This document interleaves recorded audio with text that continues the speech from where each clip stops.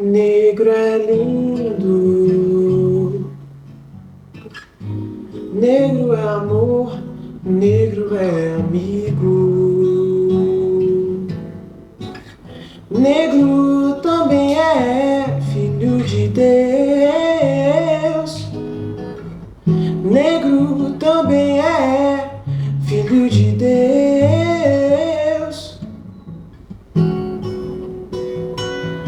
Negro é lindo, negro é amor, negro é amigo. Negro também é filho de Deus. Negro também é filho de Deus.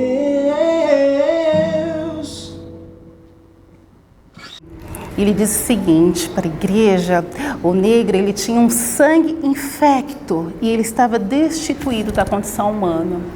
Então veja, um conceito desse sendo difundido há séculos e séculos, obviamente isso resultou no racismo que se instalou tão firmemente na nossa sociedade e chegou até nós. Bom, mas até agora estou falando da Igreja Católica, mas nós tivemos a chegada dos missionários protestantes e a nossa primeira reunião protestante aconteceu no Rio de Janeiro, no século XVI ainda. E qual foi o posicionamento da Igreja Protestante em relação a isso? Bom, veja bem, as igrejas protestantes elas não incluíram a questão racial nas suas pautas. E quando a gente se omite diante de injustiças, nós contribuímos com ela. Não existe meio termo. Infelizmente, não existe esse meio termo, não é mesmo?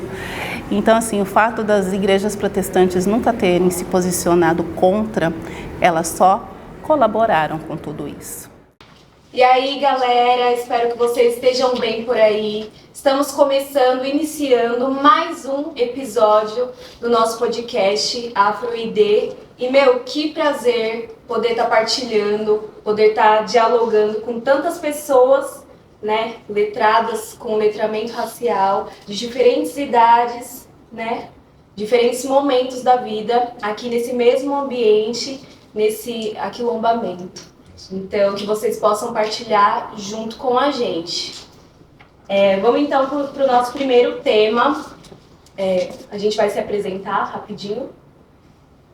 Meu nome é Thaís Pereira, eu sou artista, multiartista e arte educadora daqui da cidade de São Paulo mesmo.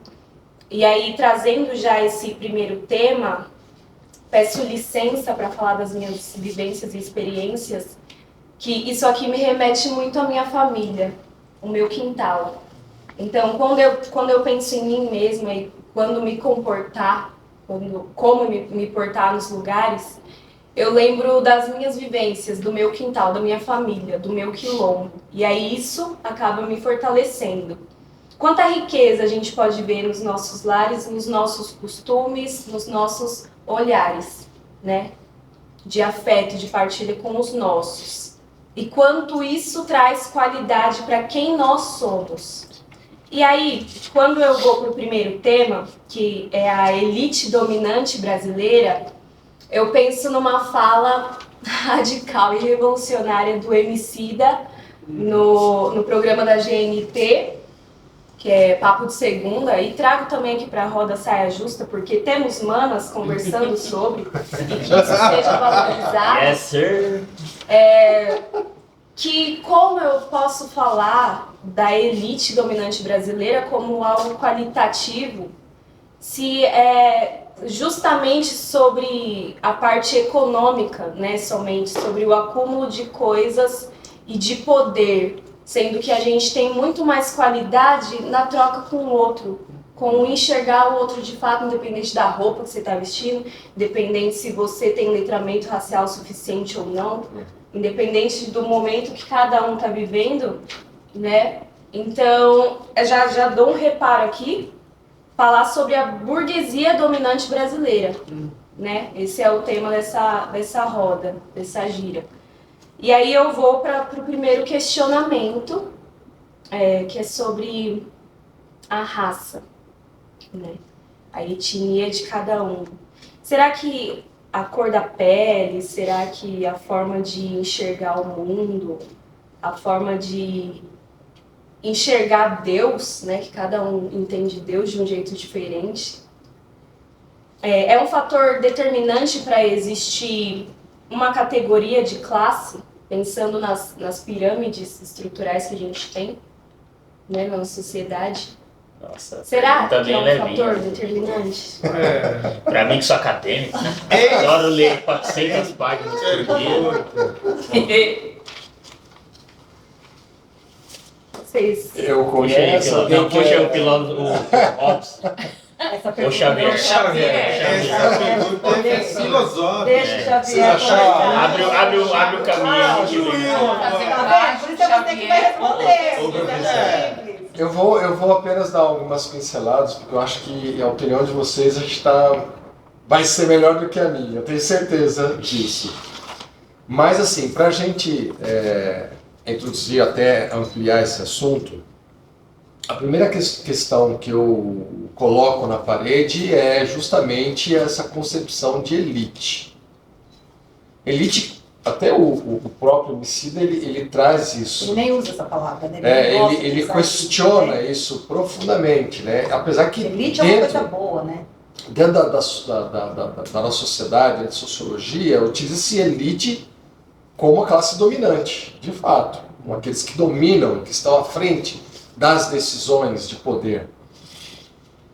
Mas se a gente for tratar, quando você usou o termo burguesia, né, parece que a palavra elite ela não se encaixa. Eu tenho um colega, ele mora no Mato Grosso, e eu vi ele repetindo isso várias vezes. Ele dizia assim, se a gente tem dinheiro, a gente não precisa estudar. Porque o dinheiro traz aqueles que têm a informação e o conhecimento para fazer aquilo que eu não tenho a capacidade de fazer. E essa pessoa que falou isso não tem assim nem o segundo grau assim completo. O pai dele nem o primeiro. Mas são pessoas que fazem parte da burguesia. Então, trazendo esse pequeno recorte para o que a gente vai deixar aberto aqui para cada um também, eu tenho certeza que cada um vai trazer uma opinião bastante oportuna e profunda, é que a elite é aquilo que você tem de melhor na sociedade.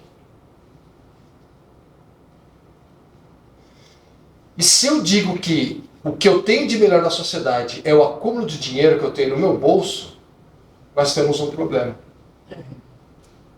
Nós temos um problema seríssimo, porque eu parametrizo o melhor pelo fator econômico financeiro, o dinheiro. Sim. Quem é essa? Quem é essa pessoa? Esse é fulano de tal, é filho de fulano. Mas quem é esse fulano? É aquele que é dono de tal empresa ou por aí vai. Então a gente já vê que a nossa sociedade, tanto fora, ou seja, no mundo secular, como dentro do mundo eclesial, parametriza o melhor, a elite, pelo acúmulo de dinheiro que a pessoa tem. Então, importante essa lembrança, como nós citamos em outro episódio, de que aquilo que acontece na sociedade também acontece na igreja. Justamente. E essa divisão É o reflexo. acontece dentro do ambiente religioso. Que é o reflexo. Enquanto você mais tem, você mais contribui, dízimos, ofertas, Sim. e consequentemente você é mais valorizado. Bajuladinho. Se você devolve um dízimo altíssimo, primeiros lugares nos bancos da Cadeira igreja. cativa. E agradecimentos nos momentos, né? Enquanto Só que o outros- recorte econômico do privilegiado, ele continua sendo branco. Justamente. Porque raramente você vai ver um preto que, por exemplo, no contexto eclesial, que seja rico o suficiente para dar uma quantia X para uma igreja, para alguma instituição, e seja bajulado. E ainda assim, ele não foge da condição de sofrer racismo. Porque às vezes ele pode sim ajudar financeiramente aquele determinado espaço e ainda assim ele não está fora do racismo, por mais que ele tenha um poder aquisitivo relevante ali, né, na situação. E se ele não sofrer ali e ele pertencer ao clube de futebol, ele vai sofrer no espaço de Com trabalho. certeza. Mas ele, dentro da igreja, ou seja, da instituição, ele é respeitado. Então você percebe que tanto na fala que foram trazidas aqui, que você tem um recorte, ou seja, a elite que está dentro da comunidade religiosa, ela é formada basicamente por aqueles que detêm o poder, que na verdade esse poder está prefigurado o valor monetário, o acúmulo de dinheiro, que são os donos dos empreendimentos privados, mas nós também temos uma outra comunidade dentro da igreja, que são muitas vezes os trabalhadores desses mesmos ambientes. Que é aí que faz pertinente essa questão da classe. Ou seja, essa classe trabalhadora, pobre, o oprimido, o que vive do salário arrochado e por aí vai, e que tem tantas responsabilidades quanto essa suposta, essa pseudo-elite brasileira que está na nossa comunidade. Então, se a gente for tratar essa questão da base da pirâmide social, quem é que está na base? Quem está na base dessa pirâmide? A gente poderia dizer inicialmente o seguinte: o trabalhador de uma forma geral. Só que quem está na base dessa base do trabalhador de forma geral? Tá? A raça. Então, isso justifica porque as igrejas, elas não tocam no assunto racial, eu acredito. Porque a gente vai ver as campanhas sociais. Ah, não, você tem que ajudar o pobre. E ainda assim. O pobre não. E ainda assim é só evento também. Só evento também, só. Não é. Sim. Enfim. Sim. E a gente precisa pensar quem é essa burguesia? Como ela se formou? Como ela chegou no Brasil? Qual é o gênero dela? Então nós temos homens europeus, brancos. E de acordo com eles, de acordo com as normas deles, tudo foi feito de política para os outros que estão aqui. Eles estão aqui. Então tudo que eles acreditam que é o certo, ou que é o bom, ou que é ruim, ou que não é, eles é que estão dominando. Por isso que é classe dominante. E nós estamos aqui. Cabe a nós ter essa visão. Por que eu estou aqui? Por que esse está aqui? Por que eu sou dominado por esse? Então, muitas vezes, a gente, ou por muito tempo, agora a gente está abrindo esse conhecimento, abrindo essa consciência, mas por muito tempo a gente não se... Eu só levanto, vou trabalhar, se eu tiver meu saláriozinho, eu vou comprar minhas coisas, tudo, e não me atento que politicamente eu vou continuar aqui, eu não vou subir. Porque essa classe dominante, ela não quer que eu ascenda socialmente, principalmente como negra, como mulher negra. Sim. Porque a mulher negra, ela está abaixo ainda de tudo. Enquanto o homem branco está aqui, a mulher negra está mais aqui. Sim. Só que eu enxergo também a mulher negra como potência. Quando ela se apodera dessa força, dessa consciência de que ela tem força, ela é potência. Porque ela também é a matriz que formou o povo brasileiro. Dizem que Então, formou ela o mundo, foi né? forte. O berço do mundo. Mas ela, vem de acordo com a miscigenação que a gente já estudou, Sim. ela é a matriz do povo brasileiro, Sim. a mulher negra. Se nós somos 56%, então a maioria é negra. Veio de uma mãe negra. Sim, sim. Então nós mulheres, se nós soubermos a nossa força, nós mulheres negras, nós seremos potência. Sim. E aí você fala de enxergar, né, essa relação dos porquês que cada um tem um determinado espaço. E aí eu trago as vivências da maioria das mulheres negras, que a gente vive um dia de cada vez a maioria do tempo, né? Se a gente quer estudar, se a gente faz um estágio, se a gente cuida da casa, essas obrigações, elas não são repartidas muitas vezes. a gente é criada, a gente nasce e é ensinada que, assim, você faz suas obrigações domésticas e aí, se você tiver tempo, se você terminar, você sai pra rua para brincar. Então, depois, quando a gente vai para a faculdade, se a gente já deixou nossa casa limpa, se a gente já fez as nossas obrigações, a gente estuda, tira um tempo para estudar, e aí sim a gente vai correr atrás do nosso dinheiro, né? Então, tem essas etapas. E aí, quando a gente fala de classes, né, da classe trabalhadora, pensando no serviço doméstico, essa relação é muito injusta até hoje, porque a gente sofre e a gente olha para as próximas gerações que vivem isso também. Então, se a minha avó lá atrás sofreu abuso e eu olho para isso e consigo entender melhor, na minha vez eu consigo diminuir esse acaso e para as próximas eu consigo dar uma visão muito mais iluminada. Sim. Né? Mas é algo que se estende e que dificulta realmente você ter esse olhar para fora. Porque você tá ali, você tem que fazer, é uma urgência. Sim. É o agora, eu tenho que comer, eu tenho que estudar. E aí a gente... Sobrevivência. Né? É sobrevivência. Porque uma boa parte é tudo mãe solo. É você conseguir minimamente se relacionar para quando você passar por algum tipo de abuso, você ter com quem compartilhar, com quem dividir e falar com uma voz de autoridade, porque nem isso a gente consegue ter. Mas isso que Né, você muitas fala, vezes. Thaís, eu também penso assim, que a partir do momento que a gente começa a conscientizar, nós também precisamos nos aquilombar como mulheres. Sim, com certeza. Estar num coletivo de mulheres, porque uma fortifica a outra. Mesmo que nós temos vivências e visões diferentes, a gente se ajuda. Sim. A gente precisa ter essa consciência de se ajudar, porque isso também ajuda nesse dia a dia, nessa exaustão do nosso trabalho do dia a dia. E cai naquilo de tipo, a mãe preta cuida de tudo. Ela tem força o suficiente, ela não chora, ela não é fraca em nenhum momento. Mulher preta não pode ser fraca. Tem que carregar tudo nas costas.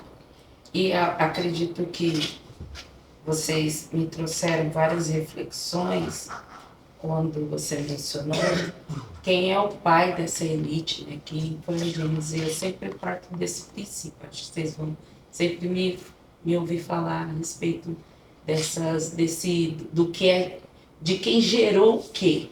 E baseado nessa gestação moral, a elite, eu pergunto para os sábios aqui em Madagascar, sábio. E aí falando a respeito Os sábios, nossos griots. Quem nasceu primeiro, ou quem depende de quem, ou se houve uma reformulação, burguesia e elite, né? Qual é a relação, ou se um nasceu antes e agora se fala elite. No Brasil, segundo o Google, são 4, né, famílias. Uma detém o poder financeiro no país, a outra do comércio de móveis eletrodomésticos. Aí a outra vem, novamente, a terceira dominando o poder financeiro. E a quarta, eu não sei o que ela domina, mas é algo... Deve ser latifundiário, provavelmente. Não. Aí que pega a saúde no Brasil. Então, quer dizer, eu determino, eu cuido, né, da parte financeira, socioeconômica. Politicamente, a segunda está infiltrada, né, politicamente falando, em vários projetos políticos, ainda no atual governo. Então, dentro das pesquisas, a gente fala-se que a elite, ela domina o poder político, econômico e social. Então, ela desenha como ela quer aquele espaço, país, pessoas. Então, ela idealiza quem vai ser, quem vai me servir, quem vai me vestir, quem vai me proteger, né? Quem vai me calçar, quem vai fazer, quem vai me alimentar. Quem vai a gente fala, minha riqueza? quem vai multiplicar minha riqueza? Quem vai estar no agro, né?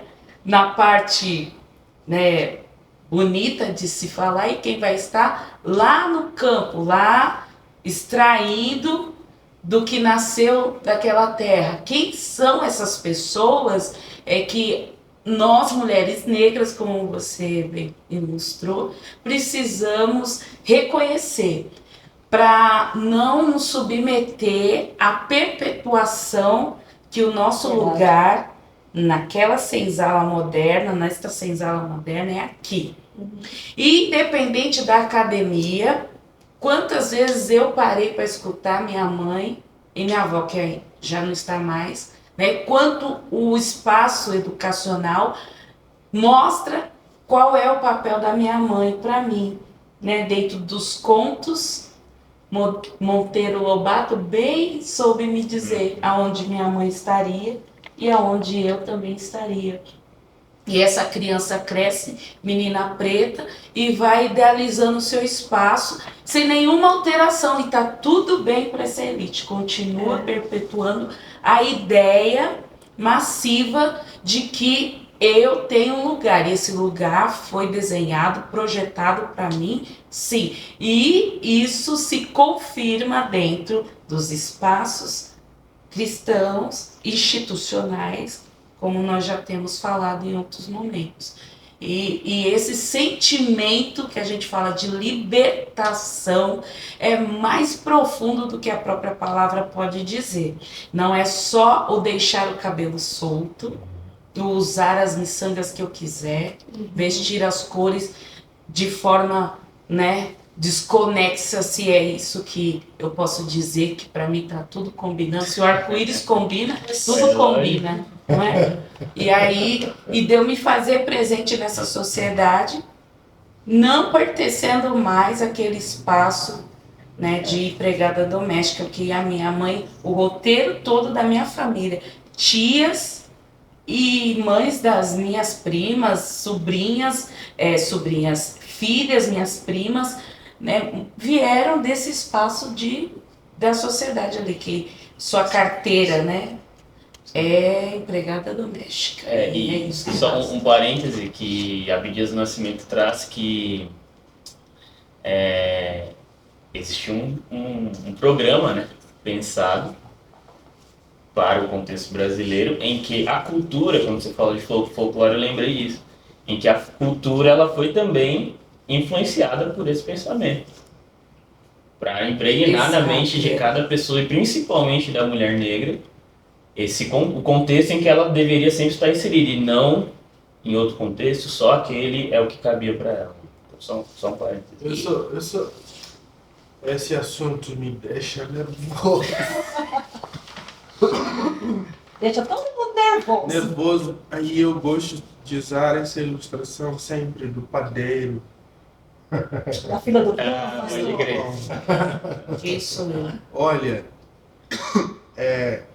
isso, uma palavra só é suficiente para o sábio. O sistema, o modelo econômico, a descrição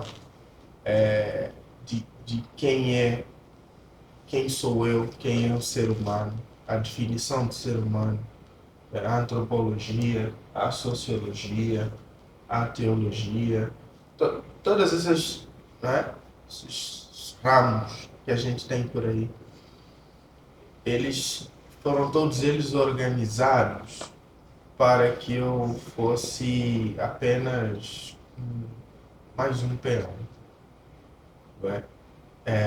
E aí é como um tabuleiro de xadrez, né?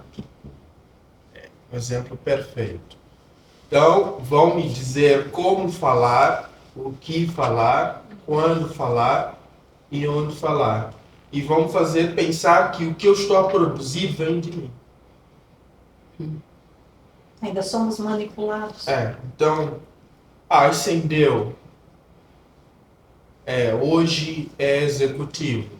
Mas de quem? Meritocracia, você quer dizer? Não, ou pior, Ideologia. o padeiro controla a narrativa, cara. Entendeu? Nós somos apenas pessoas que estão lá na fila.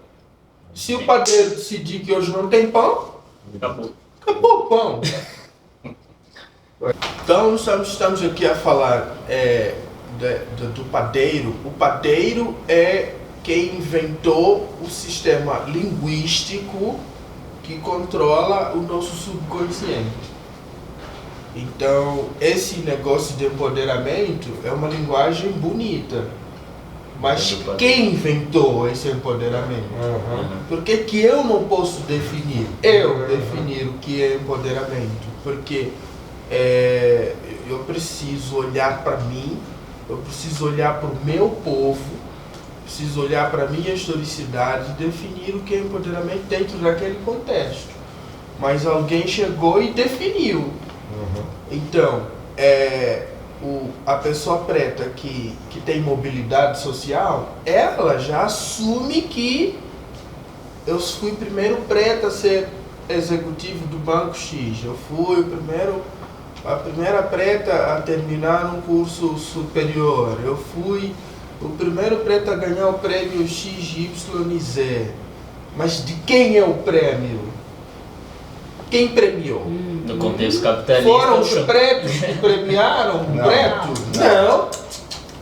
Então o prêmio não é seu. Sim. E o prêmio desse preto vai voltar para os pretos? Não volta, porque ele já não pertence a esse tecido. Justamente. Não é? A periferia passa a ser uma memória distante do passado. Agora eu moro onde pessoas moram. Porque lá não moram pessoas. Então, para mim, o esforço que nós temos que fazer, ele não é identitário no sentido de eu sou angolano ou sou moçambicano. Não, mas é questionar o modelo e dizer, esse modelo, eu quero esse modelo. Não, então eu vou criar um modelo. Eu quero ser padeiro também, por favor, estou cansado de ficar na fila do pão. Não é? Mas quem inventou isso, ele fica literalmente olhando para todos nós e dando risada, dizendo, olha para eles, agora vão discutir entre si. Não, porque e é tipo assim, quem conseguiu comprar o pão é privilegiado, né? Exatamente. E vai chegar e vai até atribuir esse pão a um milagre divino. Com certeza, espiritualizar tudo. E ele sai falar que sozinho com o pão e o padeiro decide não deixar mais ninguém comprar o pão. Exato. E ele sai feliz, E ele o pão é só pra ele. Exatamente. Não é? Tem um cara assim, quando você fala. É que nem o filme Matrix.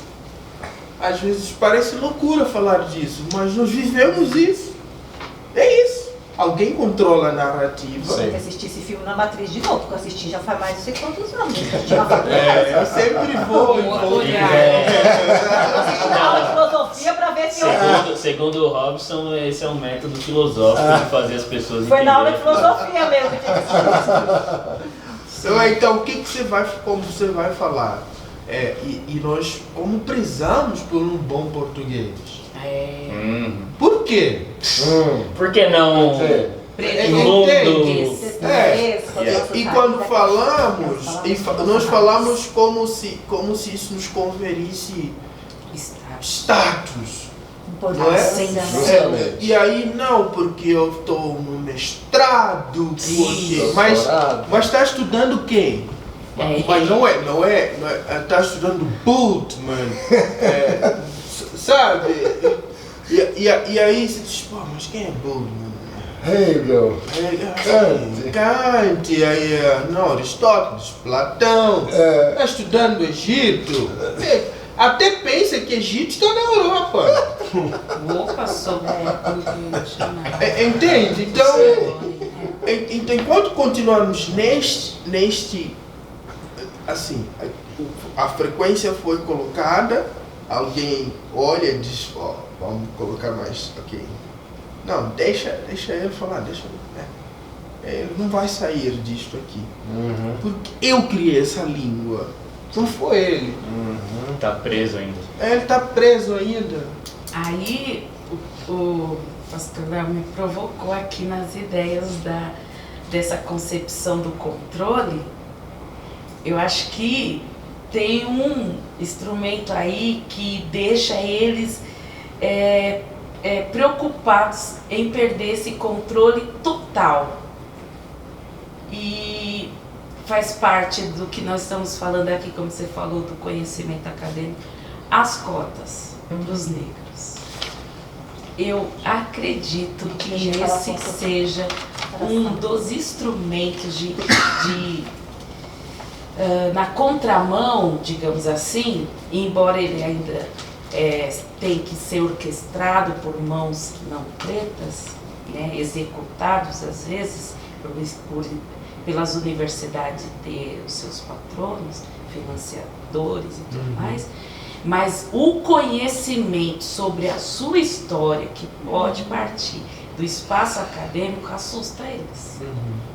E é onde eles tentam lutar contra ou diminuir, né, os espaços que essas pessoas pretas estão hoje ocupando nas academias, mesmo as academias eurocêntricas. Porque isso significa que nós estamos buscando igualdade racial para eles. Isso não é vantajoso para eles? Não é vantajoso que o povo, mesmo o povo periférico não preto, pense e reconheça o seu pensamento de onde ele vem.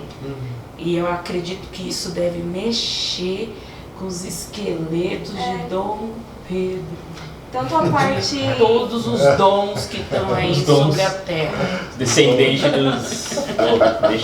Todos de Tanto a parte acadêmica quanto de comunidade mesmo. Quando a galera mais jovem, a galera mais jovem se junta para discutir ideias e sentimentos comuns de uma comunidade. Os slams, as manifestações artísticas, quando a gente traz a nossa cultura e a gente fala por nós mesmos, né? Quando a gente faz música, quando a gente dança, quando a gente expõe a nossa poesia, criado e cultivado por pessoas pretas e periféricas, e a gente troca, também é um ato revolucionário, né? Também incomoda. Porque a ideia de culto, porque a gente está movimentando, né? De cultura é que vai haver um crescimento. E aí, quando esse crescimento acontecer, vai tomar conta. É por isso que, comentando o que você acabou de citar, músicas de estilos de pessoas pretas foram tão criminalizadas durante o tempo. Com certeza. O samba, depois o hip hop com o rap, ainda são, né? Ainda são. O funk, o jazz. Mas o lance é que o porquê da criminalização, né? Porque são músicas que te fazem uma conexão com a sua história. Exato. E vai fazer você pensar também. Com certeza. Fazer você pensar. E te fortalece. Com certeza. Sim. Um povo sem história, Com um povo sem certeza. identidade, sem prospecção do futuro. Como eu não Então você ouço corta Elza tudo. Soares e não me arrepio, Sim. não trago pra minha história, como não? E vocês estão falando coisa aqui, a minha cabeça tá. Eu não tinha pego Tá pra no cá, groove. mas eu peguei. Tá no groove. Eu peguei aqui para poder anotar e poder comentar. A gente falou sobre a criação dessa elite, né? E a gente não pode esquecer que a criação dessa elite, dessa burguesia, ela só acontece por uma lógica capitalista. A gente não pode deixar isso de lado. E essa lógica capitalista é basicamente as riquezas, isso é basicamente, tá? Tô sendo bem raso, né? E a gente pode comentar. Mas é a riqueza, mais a influência e o poder na mão de pouquíssimos. E desses pouquíssimos, de um grupo que vocês citaram muito bem aqui. De pessoas brancas, de pessoas com uma descendência, com uma ascendência europeia, das grandes empresas, que tem um estilo de vida, né? Que tem um estilo de ser, tem uma identidade muito própria, que a gente não está atento a essa identidade. E essas pessoas, elas formam o nosso país. A sociedade que hoje nós conhecemos é formada por essas pessoas que vivem dentro dessa lógica capitalista. E dentro dessa lógica capitalista entra o que o Léo estava falando, o controle das narrativas. Eu sempre vou voltar nesse assunto. Às vezes a gente fica debatendo agressivamente entre nós, entre os próprios pretos, por um controle de narrativa que não é nosso. Não é nosso. Por que a nossa história não é estudada dentro das nossas escolas? A história a fundo. Porque isso revela essas pessoas que controlam essa narrativa.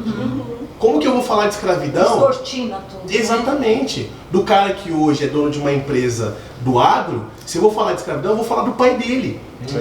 Então ele precisa controlar a narrativa para que ele não se perca no poder que ele contém nesse momento. E nesse controle de narrativa, deixa eu ver como é que eu vou conectar tudo isso. Mas dentro desse controle de narrativa, uma das coisas que é vendido, principalmente o povo preto da periferia, é a possibilidade, aspas, muitas aspas, a possibilidade de chegar no mesmo patamar que essa pessoa está.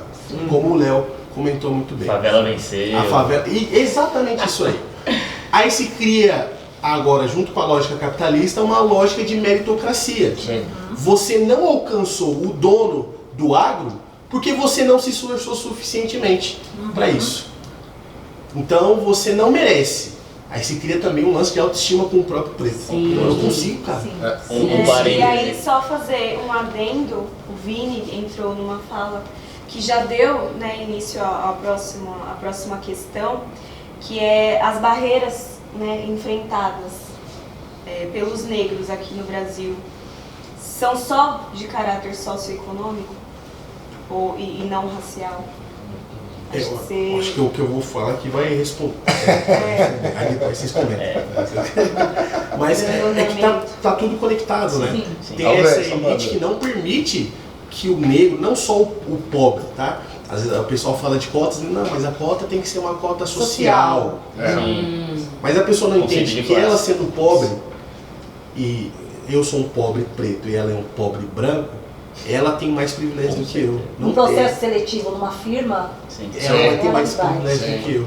Aí dentro dessa lógica da meritocracia, onde a pessoa já até se sente mal, né, porque ela não está conseguindo alcançar o status imaginado por essa lógica capitalista, entra o que o Léo falou, que é essa permissão que acontece em alguns momentos de um negro ascender. Ele ascende ali porque foi permitido a ele ascender numa posição. Aí entra o termo, né, favela venceu. Já que aquele cara conseguiu chegar, então eu também consigo chegar.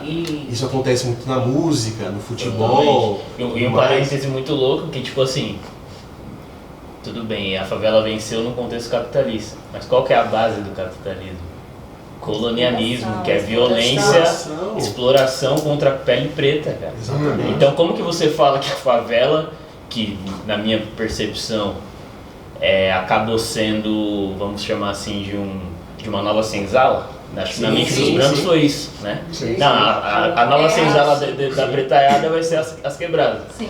Então como que você fala que a senzala venceu, vamos assim dizer, dentro de um contexto capitalista que é controlar... Grande, né? Exatamente. Não, mas ele foi para Casa Grande sob um sistema que continua sendo branco. Sim. Entendeu? Então a favela não venceu quando o preto ascende na ideia A favela capitalista. permanece ali. A Sueli Exatamente. Carneiro Perfeitamente. fala sobre isso, sobre essa tal de representatividade que os outros dizem. Que, não, isso daí foi pessoal, é individual, não mudou nada.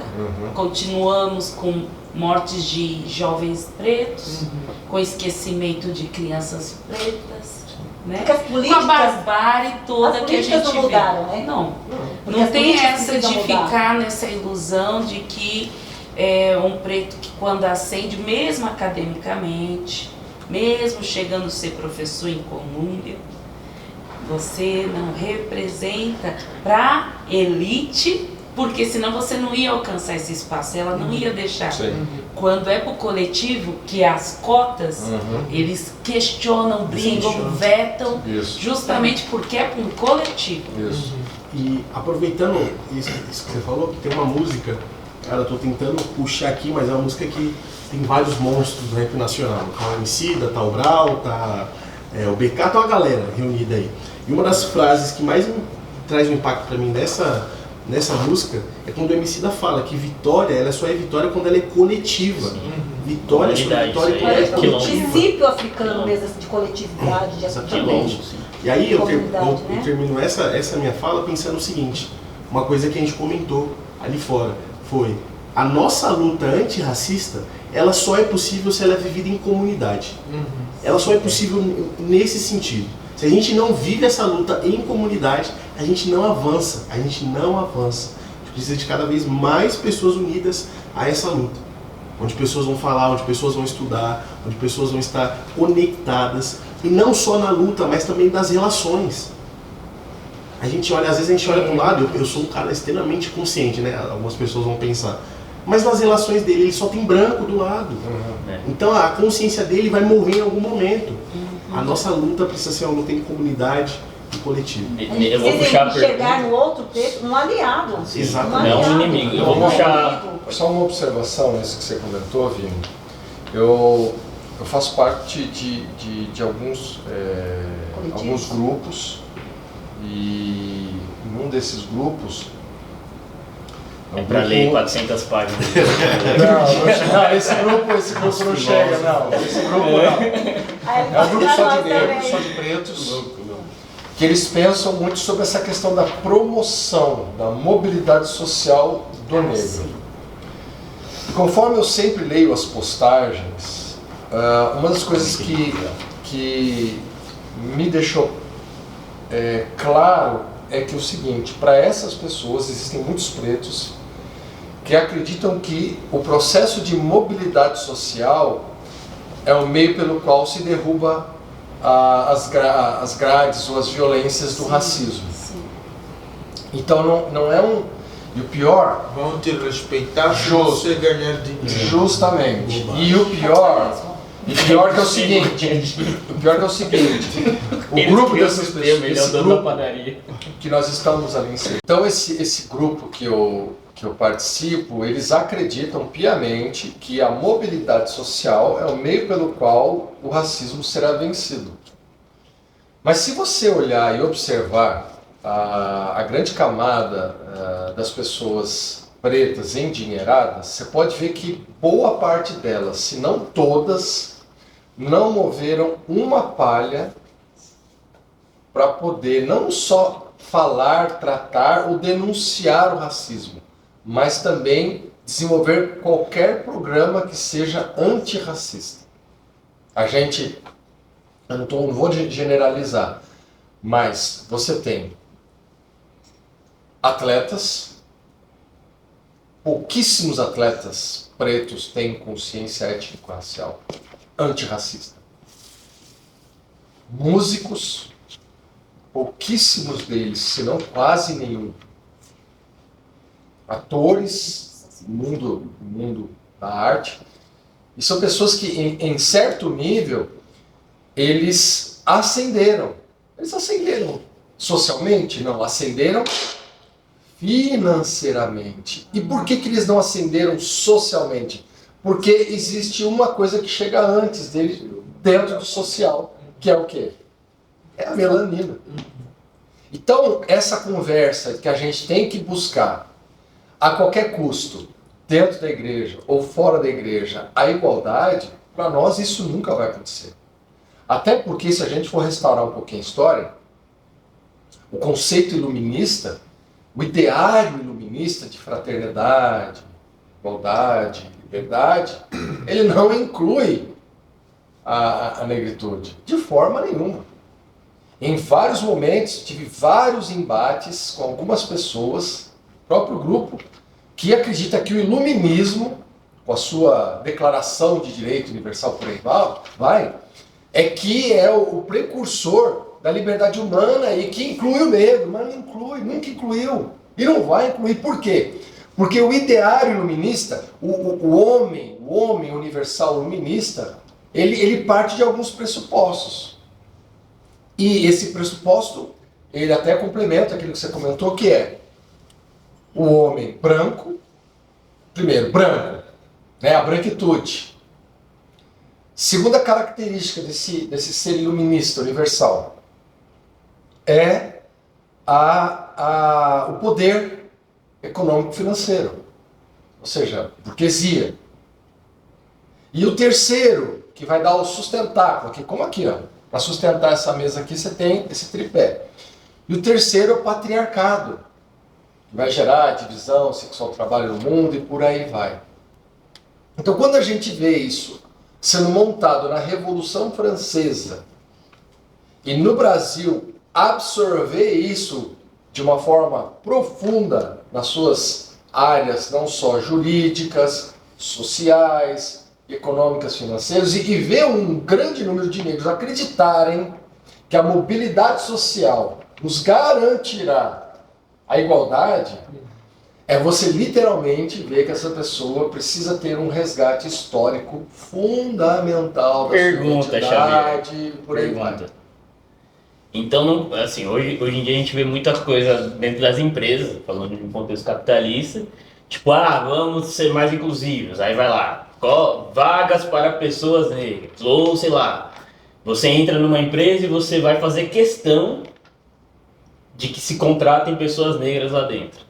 Como que fica essa questão aí? Porque se a gente parte de um pressuposto onde o capitalismo não é algo que nunca vai nos priorizar, vamos assim dizer, ou nunca vai nos dar uma certa liberdade, como que entra esse contexto? Porque é o contexto que o Brasil vive. Eu já ouvi diversas vezes amigos meus falando, não, cara, eu entrei numa empresa X, eu me deparei que eu era o único preto, aí eu falei, não, vou mudar isso daqui agora, e fiz questão de que mais 10 pretinhos entrassem lá depois. Como que fica esse contexto? Porque você está chamando os seus para um cenário capitalista que ainda te desfavorece. Como que fica isso? Te oprime, te expropria. É uma forma de você, através do assimilacionismo, você desenvolver o processo de silenciamento. Ou seja, apaziguamento dentro do sistema que te coloca sempre na base da base. Ou seja, mesmo que você seja incluído nas empresas, quando é que você vai ter um negro que vai ser diretor de uma multinacional? Quando é que você vai ter um negro que vai ser supervisor de várias empresas de prestígio internacional, brasileiras de prestígio internacional? E quando isso acontece, é engraçado, né? Não, e se acontece. Se acontece, vamos deixar com possibilidade, porque a realidade é muito diferente. Vamos pegar a sua fala e vamos colocar nas redes sociais. Só a sua fala. Vai ver alguém falar, não, mas o meu tio é o diretor. Isso é exceção. Justamente. Aí volta pro lance da fila do pão. Justamente. Adorei Justamente. o fila do pão. Às vezes você vai conversar com Fala, esse tio, aí você vai ver as nuances dele estar lá, como é que ele chegou lá, como que é ele, como que é lá dentro. Por isso que é uma forma de silenciamento. Porque um chegou, O peraí. capitalismo, ele tira a questão racial. Você vê a consciência Justamente. legal, Você consegue também. Porque ele chegou, mas quando você vai na prática não é bem assim. Pra mim, esse é o tal do romance. Sim, O sentimento de romantizar, uma dor, né? Uma violência. porque olha, ele ascendeu, ele conseguiu. tá andando de carrão, mora num bom Você bairro, viu né? como, olha, aí começa com os sentimentos dentro do espaço, né, evangélico cristão, isso é forte, né, e acaba é como se fosse tirando as suas forças, é a criptonita deles, entende? Te paralisa, porque você vê, aí vem esse Cio, negão, e vem com o discurso. Gostei do seu negão. O Cio Negão vem e fala assim, aí sobrinho, como que é? Já tá estudando? Já prestou para o Enem? Que nota que você tirou? Né? Porque, pô, não tio, é que lá na escola, depois da pandemia, não tem 5 professores. Ei, vai pro YouTube, vai, ó, te vira. passa os livros aí, porque Vira. Coloca uma pressão também. uma pressão, né? Eu Pressão. consegui. Escola Na minha pública. época era só FUVEST, não tinha Enem, nem Na tinha minha época é bom. cotas. Na minha época, poxa, eu tô lá, ó, tem um filho do sobrinho que conseguiu. E aí vai, aí desmoralizando o sentimento daquele menino periférico que leva 2h50 para chegar no estágio do ensino médio, que ganha meio salário mínimo com descontinhos. E aí, puxando pro contexto eclesial, olha a violência, né? Porque aí, tipo, a gente vai ter o cenário clássico do preto brasileiro cristão, que é orar. Tem os famosos cultos de quarta-feira. Sim. Aí vai pedir o quê pra Deus? Ou pros irmãos ali? A chave. Quero uma casa, quero um carro, quero adquirir isso, quero adquirir aquilo. Esse cara é um obnubilado. Se você, meu amigo, se você é um obnubilado, desculpa a fala. Você tá pedindo pra Deus continuar abençoando os que te oprimem. Isso é uma loucura eclesial. Cara, Pensando por esse contexto bíblico. aquela lógica meritocrata, ela também se traduz na igreja, né? Sim. Aí se transforma num favor divino. Se eu consigo conquistar essas coisas, Deus me ama. Eles têm olhado pra mim. totalmente. Pô, eu tenho um carro. mas A tá prosperidade, a interpretação de prosperidade. E acrescentando um fator naquilo que você está falando das empresas, da oportunidade para pessoas negras, tem uma coisa que eu vejo muito na comunidade LGBT, que é o lance do Pink Money, né? Não lembro exatamente qual é o mês LGBT, não lembro se é junho, se é julho, se é agosto, mas é nesse período, né? E é o período onde as empresas fazem grandes campanhas. Sim. E nesse período elas lucram em cima dessas grandes campanhas do mês LGBT. E acontece a mesma parada Com a gente, com né? pessoas negras. O Vini Tá fez em alta. Capitalizam, né? Tá em alta. Capitalizam nossas pautas, A né? gente já fez um Negros. gancho pro próximo assunto. Ser negro é Só- comercial. Exatamente. Hoje ser negro é comercial. Sim. Quantas blogueiras você vê que ela é branca? Já mete uma Mete uma trança. trança. Ah, meu pai, o meu Paga de tataravô. antirracista, né? Paga de antirracista. Hoje está em alta ser negro. Sim. Então, novamente, capitalismo. É bom pra galera colocar uns pretinhos lá, Engaja. alguns, pra dar uma grana, né? É verdade. Dar uma grana. Então, Em cima disso que o Vini trouxe, eu já vou jogar a segunda pergunta e acho que a gente conclui depois aí. Na verdade, vamos ver no que dá, né? Vamos deixando tudo. Vai. Tá bom, tá gostoso. Mas o Vini citou a pauta LGBTQIA+, aí, por exemplo. E nós temos a nossa pauta racial. Que hoje, no cenário político, está totalmente polarizada, né? A população está totalmente polarizada. Aí eu lanço a pergunta. Existe relação entre a população e a luta racial e a esquerda? Porque são pautas de classe, vamos assim dizer. LGBT, a própria pauta racial, vamos assim dizer. A pauta dos trabalhadores. Isso a gente vai ver constantemente isso sendo divulgado, aí, promovido pela esquerda, vamos assim dizer. partidos de esquerda. Mas Ou existe uma ideias, relação pró-racial? A esquerda ela realmente está do lado da população preta? Como que vocês enxergam isso? Eu enxergo a esquerda como um sistema assim, Calma, que ela é mais do social. Nós vamos sair daqui odiados por vários grupos. com certeza. A esquerda, na verdade, ela é branca. Com certeza. E ela puxa lá pelo marxismo. E ela é mais pela luta de classes, eu enxergo assim. Nessa luta de classes, é a luta de classes. E Marx nunca falou da gente. Eu Nós nunca vi estávamos isso. passando pelos Pelo piores É a momentos luta de da classes. Só que assim, a classe dominante está aqui e a classe proletariada está aqui. Que tem- Mas é isso. Não se faz um recorte racial. Então eu vejo assim, que a esquerda, ela faz um trabalho, eu acho que é legal, a gente até às vezes se donar, eu sou de esquerda, eu sou progressista e tudo, mas ela é branca. E a direita E assim, branca? e aquele negócio que a Sueli Carneiro fala, entre direita e esquerda eu continuo negro. Isso é importante. E assim, Sueli Carneiro? Sueli Porque Carneiro. quando começa as lutas, Repete essa frase que é importante da Sueli. entre a esquerda e a direita eu continuo negro, Preto. continuo preto. Diferente. Então eu acho assim, eles têm as lutas deles, sociais, tem. A gente se interfere, mas não é pra gente, diretamente. Eu enxergo assim. Cara, é a terceira vez que a gente está citando Sueli Carneiro. E eu falo pra você que tá assistindo a gente, Consuma. para um pouquinho, lê algumas coisas de Sueli Carneiro. Ouve podcast, Exato. Mano a mano, Sueli Carneiro é uma aula. Não aula. precisa ler o livro de 400 páginas. Projeto Querido é muito bom. Aula, tá? Tô Sueli brincando. Carneiro. Pesquisa, tá?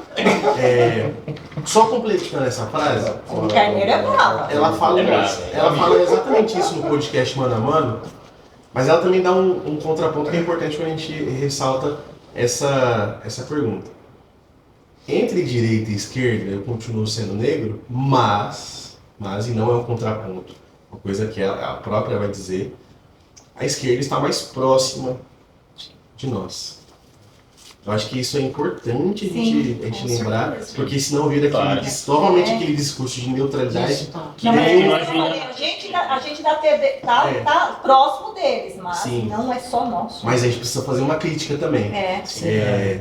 fica aquele discurso de neutralidade. Nenhum dos dois lados presta, aí nos internos eu vou lá no outro lado, que mais nos odeia.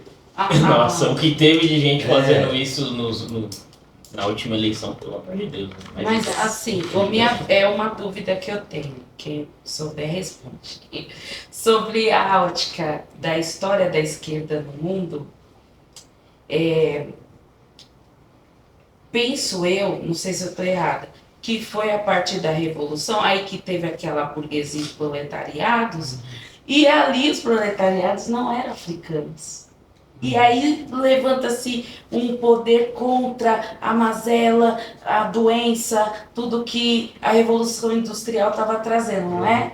Então a gênese, eu de novo, com a gênese da situação, não era pensando em nós.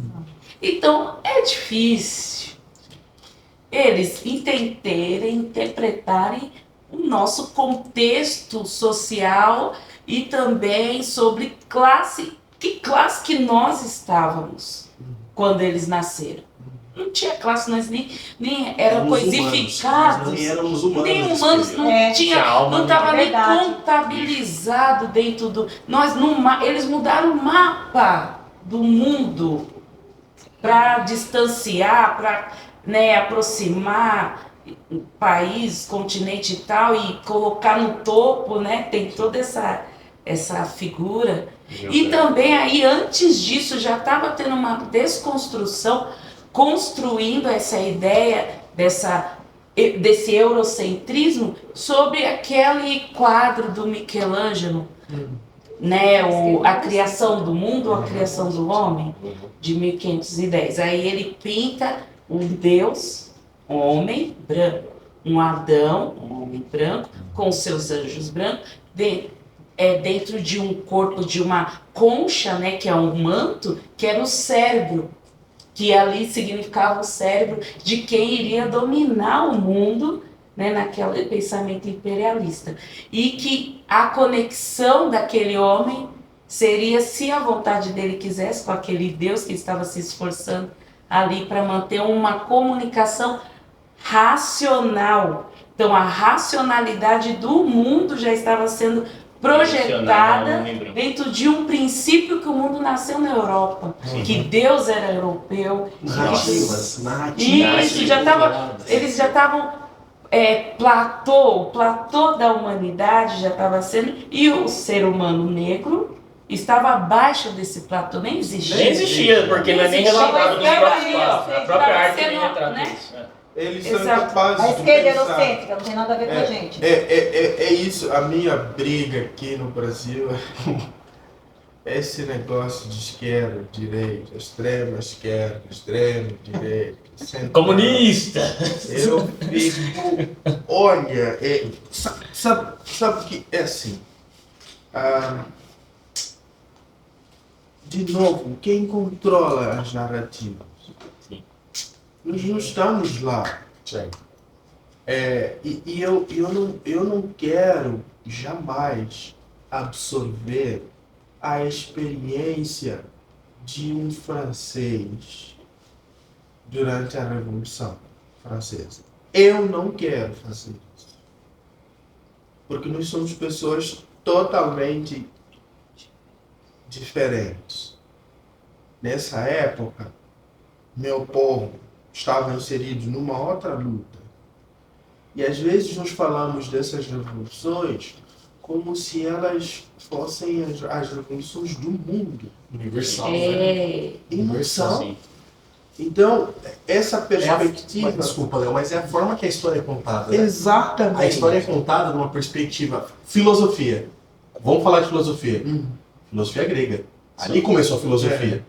Como se Não existia tivesse filosofia na África, não existia filosofia nos Ninguém povos pensava, originários aqui né? na América. Existe, filosofia começou na Grécia. Então a forma que a história é contada e se transforma numa história Narrativa. universal. E todos os outros povos vão passar a enxergar-se agora sob esse prisma. Então, para eu me entender, olha como é ridículo isso. Para eu me entender como pessoa, eu vou ler Sócrates. Nossa. Nada contra. Segunda vez que você fala que você tinha que ter uma coisa contra. Olha, não Mas sobe. olha a viagem que eu preciso fazer. Sim. Então, assim, eu vou precisar ler Heidegger. Eu sou menino de um país que a Europa chama de Moçambique. Eu não sou Moçambique. É o nome eu- dele. Eles que nome inventaram. Que nome, ó. eu não sou isso. Mas agora eu preciso me interpretar com base nisso. Aí eu trago essa discussão para essa coisa, se a esquerda e tal. Esses grupos, eles sequestraram uma realidade histórica para construir seus impérios. Agora, qual que se aproxima? Eu, como oriundo dos Bantu, eu não estou preocupado com quem é menos pior, porque a minha realidade é outra. Naquilo que chamam de Moçambique, a gente não perde tempo discutindo. Direita e esquerda. Porque não é a nossa história. E as pessoas querem que essa seja a minha história, mas não é. Então, antes de mais, essa pauta racial é própria, é nossa. E ela não pode ser partidarizada. E eu também não posso permitir que comprem favores comigo. É como se estivessem comprando um espaço na minha consciência. Dizer assim, quando é que você apoia alguém? Quando ele te beneficia. Mas beneficia? Que benefício é esse? Vamos para as nossas universidades públicas. Isso é uma coisa que eu tenho dificuldade de entender.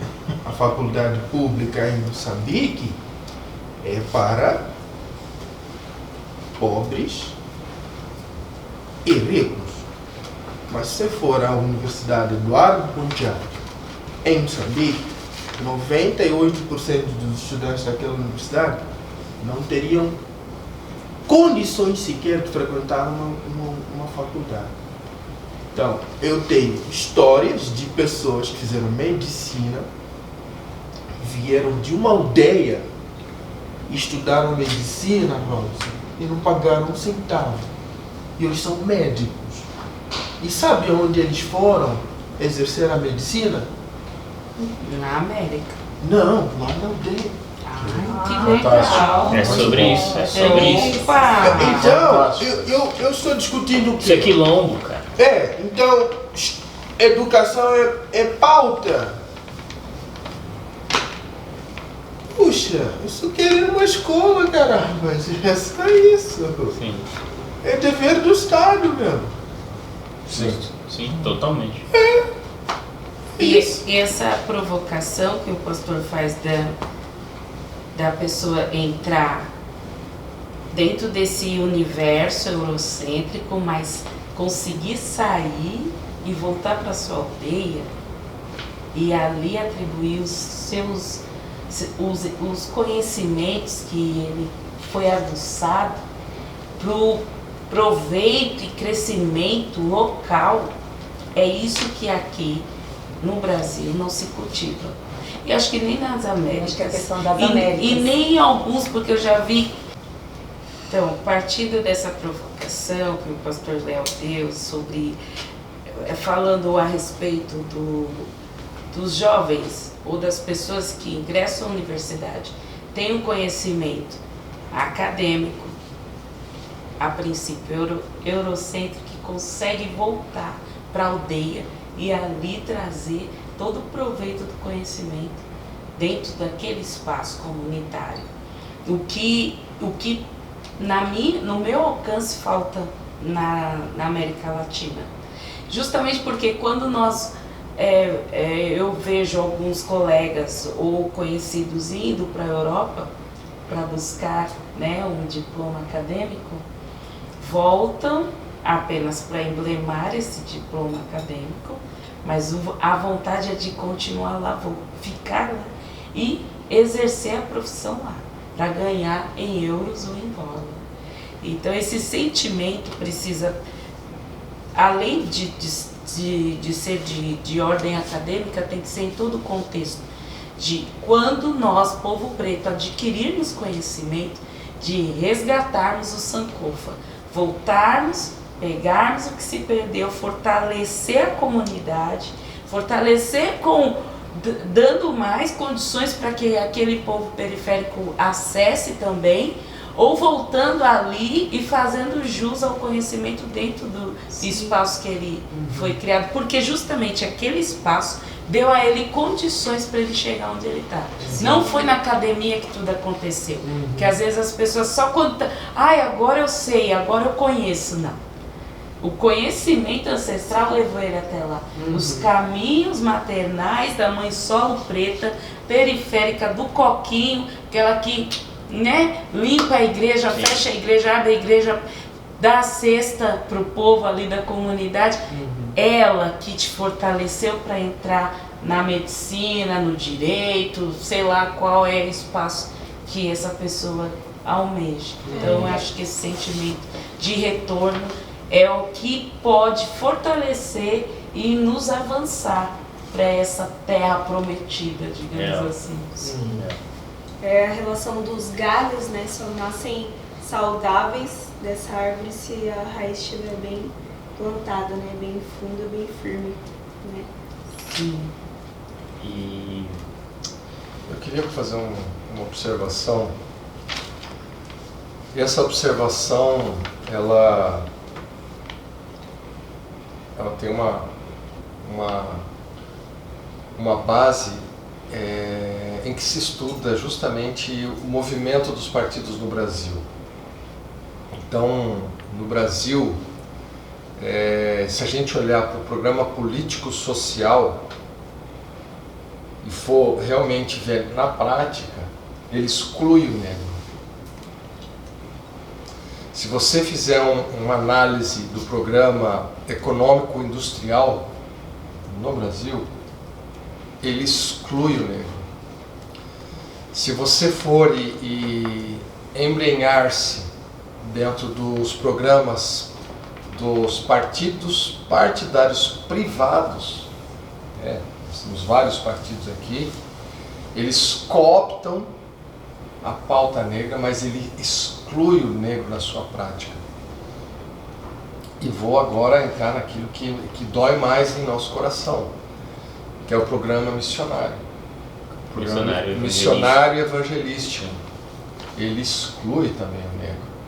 Nós temos experiências violentas de exclusão. Universalidade, né? Num nível é só contar quantos que eu falei atrás e vou repetir o termo. Silenciamento é a palavra do momento. Estamos vivendo um silenciamento. Porque à margem nós já estamos. Sim. Nós não estamos no centro. Quando o Léo diz assim, que quando alguém diz que eu estou estudando, isso é um privilégio, significa que eu não poderia estar lá. Porque um privilégio só recebe quem não tem o quê? A chance de estar lá. Então é o marginalizado. Ou seja, se é um privilégio, significa que os processos basilares, que é educação, tal, não é básico. Então nós estamos vivendo numa lógica compulsória e que ela se coloca sobre o negro em que situação? Num processo de invisibilização, num processo de desaparecimento total. Ou seja, se a gente chega ou no ambiente de trabalho ou até mesmo dentro da igreja, se você entrar mudo e sair calado, você é aceito. Melhor dizendo, você não é aceito, você é tolerado. Que a grande realidade é essa. Imagina quantas e quantas vezes a gente não entra em diversas igrejas e temos que receber olhares. A gente teve uma experiência recentemente. Justamente. Imagina. Então, isso aí esse processo de assimilação, esse programa de miscigenação é todo um apagamento da negritude. Na verdade, eu vou até usar o termo da Denise Ferreira, que ela diz negridade. Porque é na negridade que se dá o empoderamento e a negritude se tira o poder. Até para você ver como a gramática, ela tem essa conotação positiva e negativa. E querendo ou não, acho que o Vini comentou sobre encarceramento em massa, a força policial, é morte e aniquilamento. Genocídio, né? Justamente. Necropolítica. Através do biopoder que a gente vê hoje. Então, esse cenário nos mostra uma coisa importante e que eu conversei com, até aproveitando, vocês sabem que a Universidade de São Paulo ficou em greve até semana retrasada. E uma das pautas era, na verdade, a principal pauta era da Faculdade de Letras, da FFLeste, e porque tinha alguns professores que os alunos não tinham professores de coreano, parece que estava também com ausência de professor de russo, alguma coisa assim. Isso foi levado para a direção, e aí começou-se o movimento, primeiro da letras, depois a filosofia entrou para apoiar, depois história, quando foi isso aí tomou uma proporção que toda a cidade universitária parou e outros campi entraram também. E aí eu cheguei e falei assim, a gente precisa incluir uma pauta nessas pautas. Aí eu falei o quê? Nós precisamos incluir um diálogo sobre a grade curricular do programa de filosofia, a inclusão de professores pretos em filosofia e a inserção de matérias que trate do currículo afrocêntrico. Sabe o que foi me dito? Que isso não era pauta para o momento. Ou seja, é o mesmo o que você tira de conclusão? Que o movimento da esquerda dentro da universidade, ele teve uma grande força para o quê? Para levar reivindicações da branquitude. Mas quando veio uma demanda preta, agora não, espera mais um pouco. Espera mais um pouco, você está morrendo, mas espera um pouquinho mais. Em qual local a gente vê isso? Lá para frente a gente vai conseguir colocar isso. Eu estou trazendo esse exemplo de uma forma bem superficial, porque a gente poderia conversar muito mais profundamente sobre isso, para afirmar que quando a gente vai à comunidade, vai à igreja e vai trazer uma fala em que essa fala traz ou a negritude, melhor dizendo, ou a pretitude, ou a pobreza, qual que é a marca que é colocada sobre nós? E, assim, é muito curioso o fato dessa omissão vinda das igrejas protestantes, porque, por um lado, tinha o catolicismo, da qual todo protestante tem vários argumentos para se posicionar contra o catolicismo. E, do outro lado, tinha a cultura afro, que foi tão amplamente demonizada. Então existe no meio protestante uma certa vaidade espiritual, de se sentir melhor e superior espiritualmente falando. Essa vaidade espiritual levou um estado de aceitação a um conceito chamado democracia racial. Esse conceito traz muito conforto à sociedade protestante. Por quê?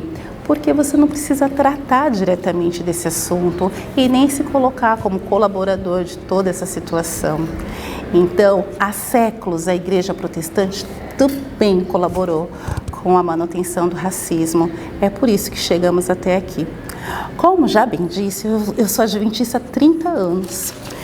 E eu quero relatar algumas situações das quais eu vivenciei para que vocês possam compreender um pouquinho melhor do que eu estou falando.